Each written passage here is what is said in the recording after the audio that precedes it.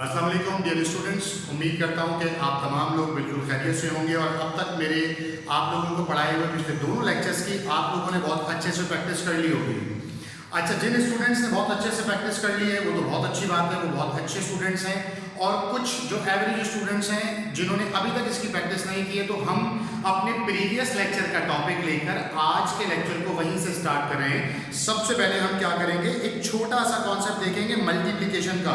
चूंकि मैंने आप लोगों को पिछले लेक्चर में ये चीज़ समझाई थी, ये चीज़ बताई थी बेटा कि मैट्रिसेस की मल्टीप्लिकेशन में ये ज़रूरी नहीं होता कि आप क्या करें बेटा, दोनों मैट्रिसेस के ऑर्डर को सेम कर दें। लिहाजा हमने लेकिन जो पिछली क्लास में पढ़ा था, पिछले लेक्चर में देखा था, उसमें मैंने एग्जाम्पल ज़रूर दी थी एक ऐसे मैट्रिसेस की मल्टीप्लिकेशन की कि जहाँ पर दोनों का ऑर्डर अलग अलग हो।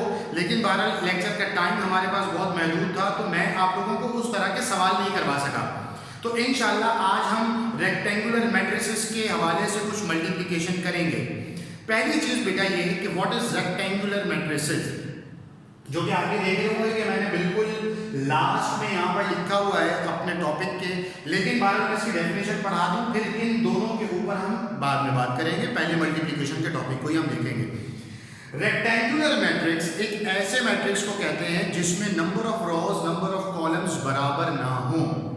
जैसा कि अगर आपने पिछला लेक्चर मेरा बगौर सुना हो और उसे अपनी कॉपी में कहीं महफूज कर लिया हो, तो बेटा आपने ये चीज़ नोट डाउन कर ली होगी कि आप लोगों के दो लेक्चर्स के दरमियान की मल्टीप्लिकेशन में हमें क्या काम करना पड़ता है।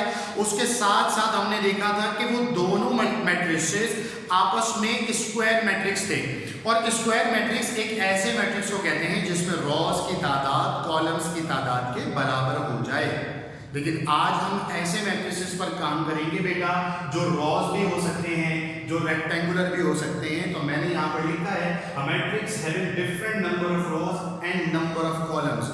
फॉर एग्जांपल, किसी मैट्रिक्स का ऑर्डर है 2/2, किसी मैट्रिक्स का ऑर्डर है 3/3, किसी मैट्रिक्स का ऑर्डर है 4/4। तो ये तमाम मैट्रिसेस क्या कहलाते हैं बेटा, स्क्वायर मैट्रिक्स कहलाते हैं। क्यों? क्योंकि इसमें रोज और कॉलम्स की तादाद आपस में बराबर है। अगर मैं लेकिन बात करूं बेटा मैट्रिसेस का ऑर्डर हो 2/3, मैट्रिसेस का ऑर्डर हो 3/4, मैट्रिसेस का ऑर्डर हो 1/2, मैट्रिसेस का ऑर्डर हो 2/5, इसका मतलब ये है कि अगर number of rose number of columns आपस में बराबर नहीं होंगे तो हमारे पास मैट्रिक्स क्या कहलाता है बेटा, हमारे पास मैट्रिक्स कहलाते हैं रेक्टेंगुलर मैट्रिसेस। ठीक है बेटा, तो लिहाजा हम आगे की बात क्या करेंगे कि हम जब तक अपने टॉपिक के ऊपर नहीं आते बेटा, उससे पहले मैंने आप लोगों को अब तक पिछले लेक्चर्स में क्या क्या पढ़ा दिया है उस हवाले से मुख्तसरन बात करके देखते हैं कि बेटा मैंने अब तक आपको पिछले लेक्चर्स में क्या क्या चीजें बता दी हैं।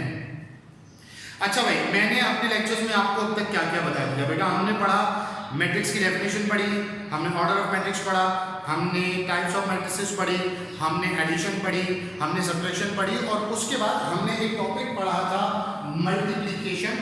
और उस मल्टीप्लिकेशन में हमने कुछ सवाल किए थे, कुछ तो नहीं, एक सवाल किया था बेटा जिसका दोनों मैट्रिसेस का ऑर्डर था 2/2। तो अभी हम एक ऐसे मैट्रिक्स की मल्टीप्लिकेशन कर रहे हैं जिसका ऑर्डर एक जैसा नहीं हो, डिफरेंट ऑर्डर्स में मल्टीप्लिकेशन कैसे होती है। तो मैं एक मरतबा फिर बताता चलूं, मैंने बताया था बेटा कि दो मैट्रिसेस के दरमियान मल्टीप्लिकेशन उस वक्त पॉसिबल होती है जब पहले मैट्रिक्स में कॉलम्स की तादाद दूसरे मैट्रिक्स में रोज की तादाद के बराबर हो जाए। पहले मैट्रिक्स में कॉलम्स की तादाद दूसरे मैट्रिक्स में रोज की तादाद के बराबर हो जाए। तो सबसे पहले देखते हैं दिए जाने वाले तीनों मैट्रिसेस का ऑर्डर क्या है। अगर हम इसकी बात करते हैं बेटा, तो इसमें हमारे पास 2 रोज हैं और हमारे पास कितने कॉलम्स हैं, 2 कॉलम्स। अगर हम इसकी बात करते हैं बेटा, तो इसमें हमारे पास 2 रोज हैं और 1, 2 और 3 हमारे पास क्या हैं, कॉलम्स मौजूद हैं। अगर हम इसकी बात करते हैं तो इसमें 3 रोज हैं, 2 कॉलम्स हैं। इसका मतलब ये तीनों मैट्रिसेस आपस में किसी भी एंगल से एक जैसे नहीं है। यहां तक तो हो गई हमारी बात कि अगर मैट्रिसेस का ऑर्डर हम देखें तो किस तरीके से चेक करते हैं, और फिर हम पहले के कॉलम्स और दूसरे की रोज की तादाद अगर बराबर कर लेंगे तो क्या होगा बेटा, हमारे पास मल्टीप्लिकेशन हो जाएगी। तो हम देखते हैं, हमने ट्रांसपोज का एक कॉन्सेप्ट पढ़ा था पिछले लेक्चर में, तो हम पहले पार्ट में कर रहे हैं A × C ट्रांसपोज।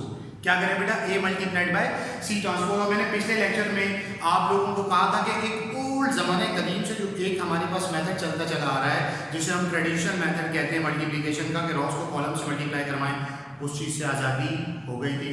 और मैंने कहा था रॉ की बातें नहीं करेंगे। क्यों नहीं करेंगे भाई रॉ की बातें? क्योंकि रॉ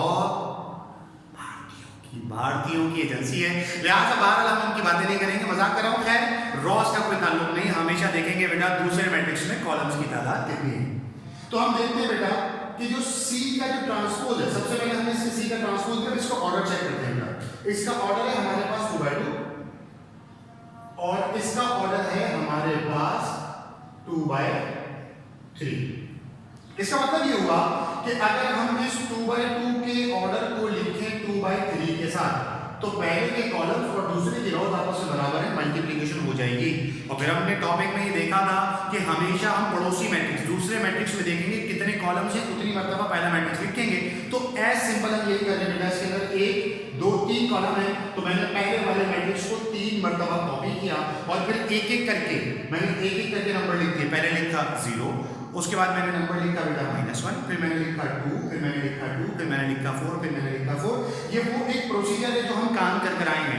अब ये तो आप देख रहे हैं मैंने पहले से सॉल्व किया हुआ है, इसके ऊपर हम काम कैसे करते हैं सर, ये 1 मिनट के अंदर अंदर ये वाला लेक्चर कैसे, ये वाला टॉपिक कैसे क्लियर हो जाएगा, ये सवाल कैसे कर लेंगे। तो लेट्स ट्राई कि 1 मिनट में हम काम कैसे करते हैं। आपके पास बेटा टाइमर चल रहा है, आप देखेंगे इंशाअल्लाह विद इन अ मिनट हमारे पास इसका आंसर आ जाएगा। जरा और से देखते हैं, इसमें 2 कॉलम है तो ये मैट्रिक्स 2 बार लिखा जाएगा। हमने लिखा 1 4, फिर हम लिख रहे हैं -2 + 5, फिर हम लिखेंगे बेटा 3 6। ये हमने काम एक मर्तबा कर लिया, ये काम दूसरी मर्तबा करेंगे। 1 4 -2 + 5 और फिर हम लिखेंगे प्लस का 3 प्लस का 6 और फिर एक एक करके इसके अंदर उठाकर नंबर पुट कर देंगे बेटा। पहला नंबर है 0, दूसरा नंबर है 2, तीसरा नंबर है 4, फिर है -1, फिर है 2 और फिर क्या है हमारे पास 0। तो कैलकुलेशन करने में कोई इतना टाइम नहीं लगता।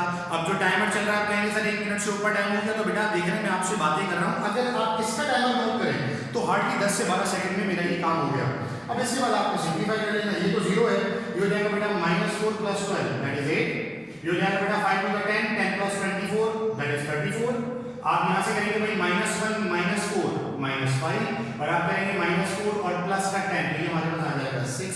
तो बेटा बहुत आसानी से आपका मल्टीप्लिकेशन का ये कॉन्सेप्ट क्लियर हो गया है। यहां तक की तो बात हो गई हमारी बहुत आसानी से कि हमने अब तक के लेक्चर में क्या बात की है। हमने एक प्रीवियस टॉपिक को लेकर चले हैं और हम एक प्रीवियस टॉपिक को लेकर चले और हमने किस चीज़ की बात करी है कि बेटा 2 मैट्रिसेस के दरमियान मल्टीप्लिकेशन कैसे हो सकती है। अब आप अपनी फर्स्ट ईयर की किताब खोलें, आपके पास कोई हैंडआउट जो हमने प्रोवाइड किया था वो आप उसमें मल्टीप्लिकेशन के सवाल सॉल्व करना चाहें तो आपसे आसानी सॉल्व हो जाएंगे। अब बात रही बेटा इस चीज़ की कि सर जब हम मल्टीप्लाई करते हैं, जैसा कि मैंने ये भी लिखा हुआ है और दोबारा ये चीज़ ना लिखी है सर, अगर हम इन दोनों चीजों की बात करते हैं कि पहले के कॉलम और दूसरे की रॉज, अगर हम इन दोनों की बात करते हैं तो ये तो रिप्रेजेंट करती है कि मल्टीप्लिकेशन कब हो सकती है और कब नहीं हो सकती। ये क्या यूजलेस है सर? इनका कोई काम नहीं होता? तो बेटा दुनिया में कोई चीज यूजलेस नहीं होती। हम एक ऐसे माशरे में रहते हैं कि जहाँ पर ख़राब पेपर कचरे में जमा कर दोबारा उसको वेरीफाई करा दिए जाते हैं और उससे दोबारा एक नया पेपर बनाते हैं। हम आप नहीं पहचान सकते कि हमारे पास क्या काम हो रहा है। तो लिहाजा इसका मतलब ये हुआ दुनिया में कोई चीज़ बेकार नहीं होती, हर चीज़ की अपनी वैल्यू अपनी वर्थ होती है। अब बात अपनी वैल्यू अपनी वर्थ को छोड़कर हम बात करते हैं सर पहले की रो और दूसरे की कॉलम्स का क्या किरदार होता है। बेटा जब भी कभी हमारे पास एक मैट्रिक्स हो, मैं लिख रहा हूँ एक मैट्रिक्स ए है और एक मैट्रिक्स बी है। सपोज करते हैं ए का ऑर्डर है 2/2, बी का ऑर्डर है 2/3, ए का ऑर्डर है 2/4, बी का ऑर्डर है 4/1, ए का ऑर्डर है 3/3, बी का ऑर्डर है 3/2। या हम इसको करते हैं 3/3 और इसको लेते हैं 3/5 सपोज कर लेते हैं। जैसा कि हमने अभी यहाँ पर भी काम किया बेटा, गौर से देखें तो इसका ऑर्डर है 2/3, इसका ऑर्डर है 3/2, लेकिन जो आंसर आया बेटा उसका ऑर्डर है 2/2। इसका मतलब ये हुआ कि जो आंसर का ऑर्डर है वो सवाल में दिए जाने वाले दोनों मैट्रिसेस में से किसी का भी ऑर्डर नहीं है। तो उसकी क्या साइंस है वो हम देख रहे हैं। बेटा बीच वाली दोनों वैल्यूज ये बताती हैं कि मल्टीप्लिकेशन कब हो सकती है कब नहीं हो सकती। पहली और आखिरी वैल्यू ये बताती है कि जो आंसर आएगा उस आंसर का ऑर्डर क्या होगा।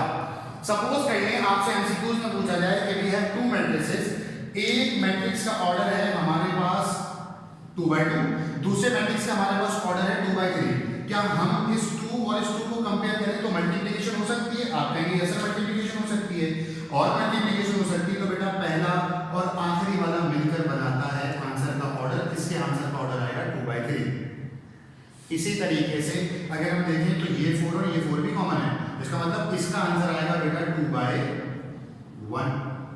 और लास्ट वाले में ये 3 और ये 3 कॉमन है, तो बेटा इसका आंसर क्या आएगा 3/5 आ जाएगा। सर अगर ये ऐसा होता कि सर ये ए बी मैट्रिक्स नहीं होते सर, इसके अंदर एक और सी मैट्रिक्स होता और उस सी मैट्रिक्स का ऑर्डर होता सर हमारे पास 5/1, तो हम क्या करते बेटा, हम पहले ए और बी का ऑर्डर फाइंड करते 3/5, इसके कंपैरिजन में लिखते 5/1, 5 से 5 कंपेयर होता, ये 3 और 1 मिलकर आंसर बना देते, बेटा इसका आंसर आता 3/1।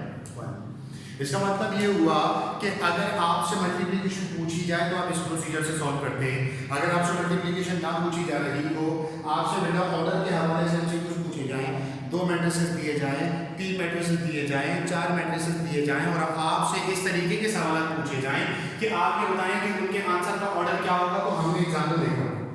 सपोज करते हैं ऐसे हम आपसे बात करें कि भाई आप बोले कि सर हमें तो a मल्टीप्लाइड बाय b नहीं चाहिए, हमें ऑर्डर चाहिए a मल्टीप्लाइड बाय b के होल ट्रांसपोज का।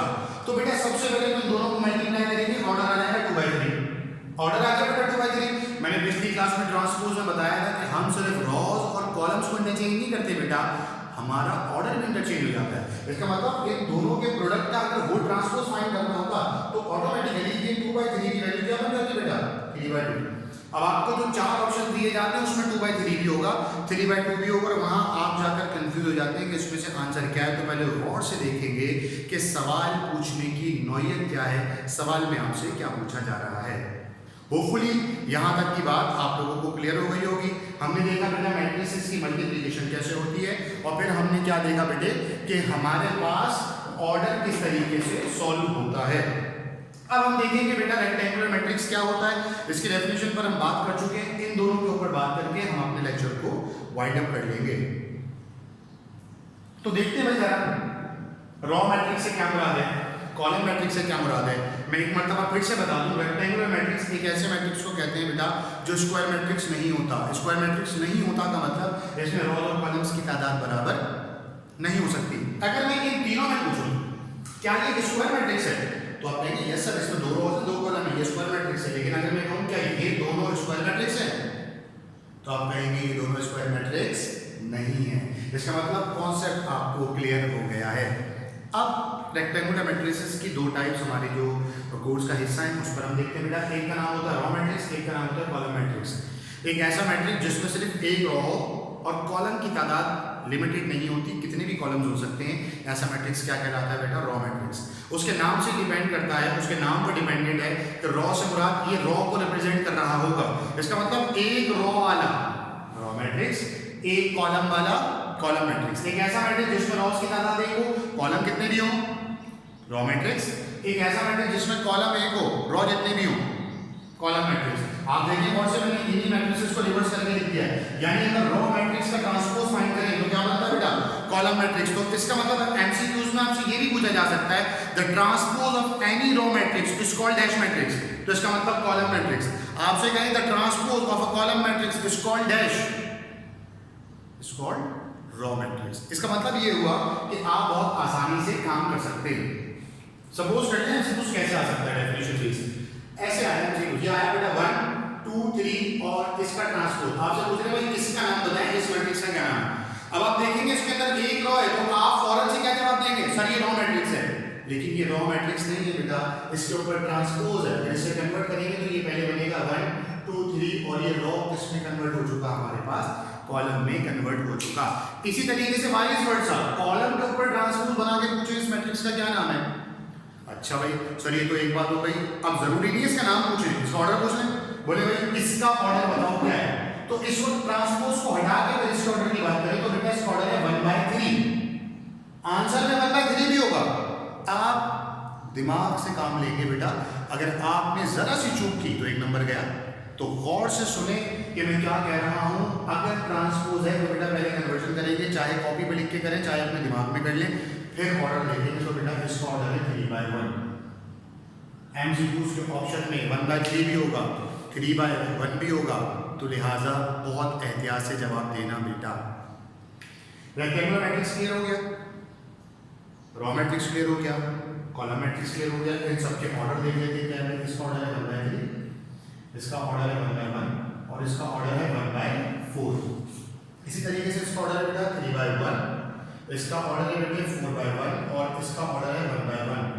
अब एक चीज जो बहुत गौर से देखने वाली है, मैं उसको सर्कल बना रहा हूं भाई। इसमें भी मैंने ये लिखा हुआ है, इसमें भी मैंने ये लिखा हुआ है।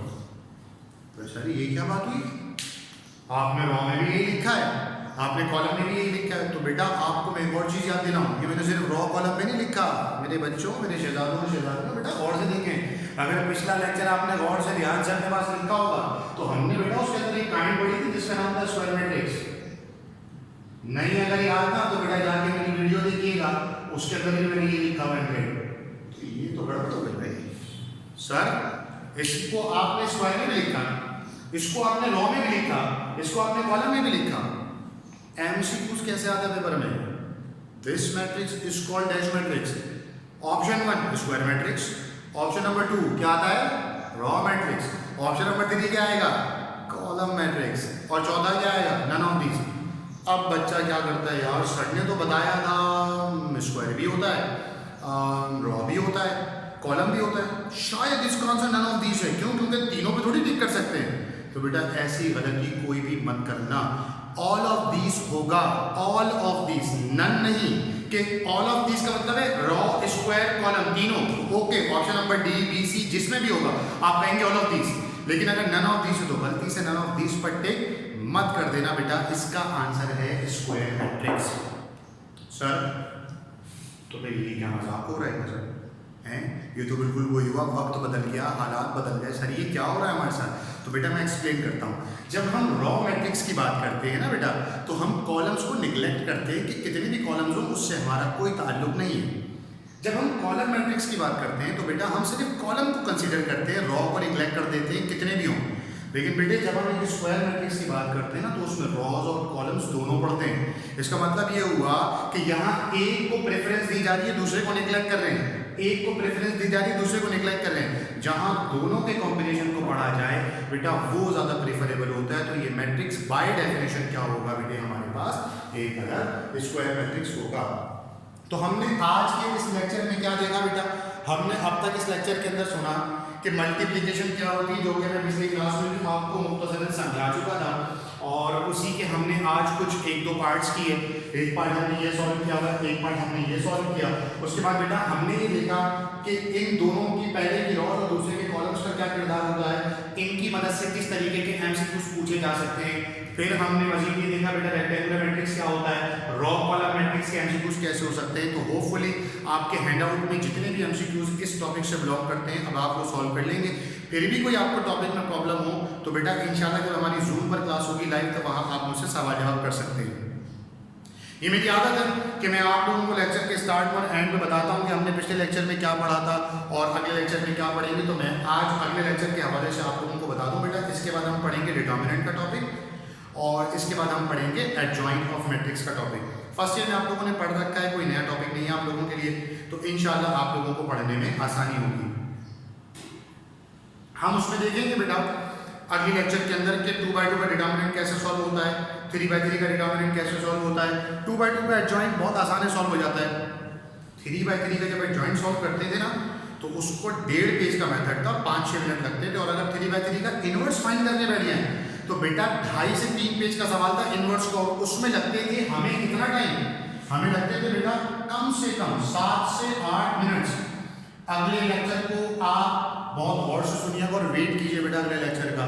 उसमें मैं आपको सिखाऊंगा कि ये 7 से 8 मिनट में किए जाने वाला काम हम 1 मिनट में कैसे कर सकते हैं। अभी तक तो मैंने मल्टीप्लिकेशन में सिखाया कि भाई 2-2.5 मिनट का काम 1 मिनट में कैसे होता है। अब 2-2.5 मिनट से बढ़कर कहाँ चले जाएंगे बेटा? आगे जाएंगे ना, एक लेवल और अब करेंगे इंशाल्लाह। तो 7-8 मिनट में सॉल्व होने वाला इनवर्स 1 मिनट के अंदर कैसे सॉल्व हो जाता है इंशाल्लाह अगली क्लास में देखेंगे बेटा। जब तक के लिए मेरे इस लेक्चर की प्रीवियस दोनों लेक्चर्स की बहुत प्रैक्टिस करते रहें, हैंड आउट सॉल्व करते रहें, MCQ सॉल्व करते रहें। ज़िंदगी रही और अल्लाह ने चाहा तो इंशाल्लाह एक और लेक्चर नई ट्रिक्स के साथ मुलाकात होगी। जब तक के लिए अल्लाह हाफ़िज़ व नासिर।